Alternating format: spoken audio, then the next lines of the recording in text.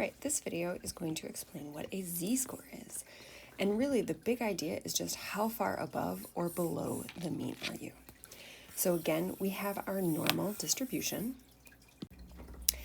And again, the normal distribution has a mean, which is right in the center, and then it has standard deviations above and standard deviations below. In the last video that I made, I talked about how if you are within one standard deviation, so below one or above one, this whole area here is 68% of all data. If you are within two standard deviations, meaning you are in here, that is 95% of all data. And if you are within three standard deviations, all the way out here, that is going to be 99% of data. So what a z-score is a z-score tells you just where are you within that area. And now, if you are exactly at the mean, your z-score would be 0. If you are one standard deviation above the mean, your z-score would be 1. So if you are a number that is bigger than the mean, then your z-score is going to be a positive number. If your z-score is a negative number, that means that you are below the mean. So let's look at an example. This is that same example of how many hours are you on your phone per day. And we have a mean of 5 and a standard deviation of 1.5 hours. So this is up 1, up 2, up 3 standard deviations, down 1, down 2, down 3. Now let's imagine that we've got this person who says, I spend 2 hours on my phone every day. So they are right here. Their z-score, the z-score for this person is going to be a negative. Will be a negative number. Now, why will that be a negative number? The reason is because if the mean is 5, 2 hours is way less than the mean. And in fact, that z-score is going to be -1, -2. So their z-score is going to be actually equal to -2. And that is because they are 2 full standard deviations below the mean. Let's look at one more example. This person says, I am on my phone 7 hours per day. So they're going to be right here. This is where that person is. This is 7 hours per day. And what we've got now is that they are between 1 and 2 full standard deviations above the mean. So if we were just going with z-scores, if you were exactly at 6.5, your z-score would be exactly 1. If you were exactly all the way up at 8, your z-score would be exactly 2.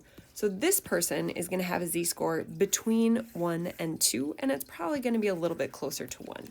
So this person's z-score will be about 1.3, maybe, something like that. Maybe it's 1.2, maybe it's 1.4, but for right now, all that means is that they're going to have more, they're going to be more than the average, so more than 5, and they're going to be more than a full standard deviation and less than 2 full standard deviations. And remember, one standard deviation is 1.5, so if you have a z-score of 1, then you're 1.5 hours above the mean. If you have a z-score of 2, 2.5 hours, 3 hours, so 1.5 and 1.5. Yeah. Now, what might be helpful is if we kind of take a zoom out and we look at the 3 different ways that we have talked about describing values on a normal distribution. We have the x values.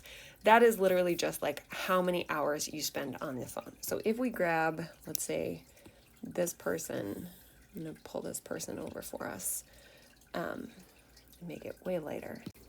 So this person says they are on their phone for 7 hours a day. Their x value would be 7 hours. That's like what they've got, is that every 7 hours they're on their phone. Their percentile is going to be, again, we're looking at 7 hours, and remember that these have kind of funky percentile breakdowns because they're different amounts of percent. So 7 hours is between 84 and 97%. So let's say this is about 90%.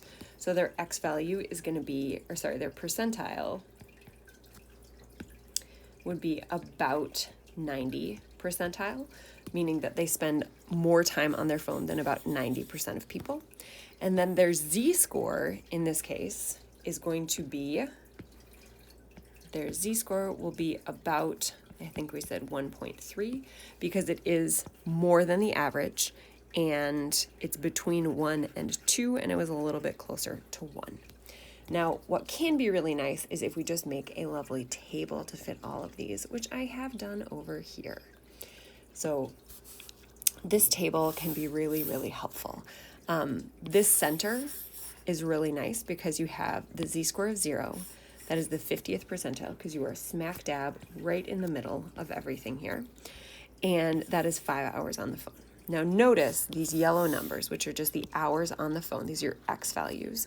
Every single one is like a half plus 1.5, which is my standard deviation, plus 1.5, plus 1.5, plus 1.5, plus 1.5, plus 1.5.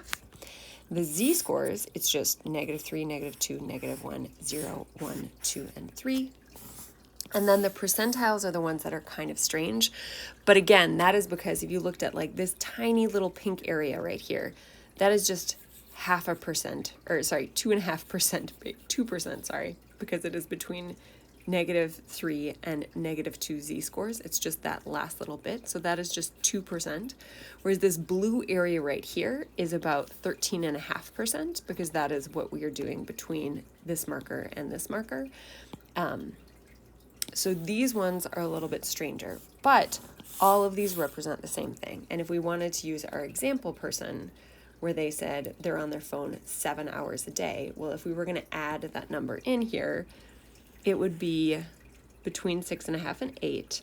So 7 hours, it would be about 90%, and the z-score would be about like 1.3. Sorry, that's kind of small, but those are roughly the numbers that we're dealing with. Let's look at one more example. What I have here is the size of trees, and so these are tree heights. And the average tree here is 40, so the mean is 40. And the standard deviation is 12, so you'll notice to get the next numbers, I said 40 plus 12 is 52, plus 12 is 64, plus 12 is 76, and if we are subtracting here.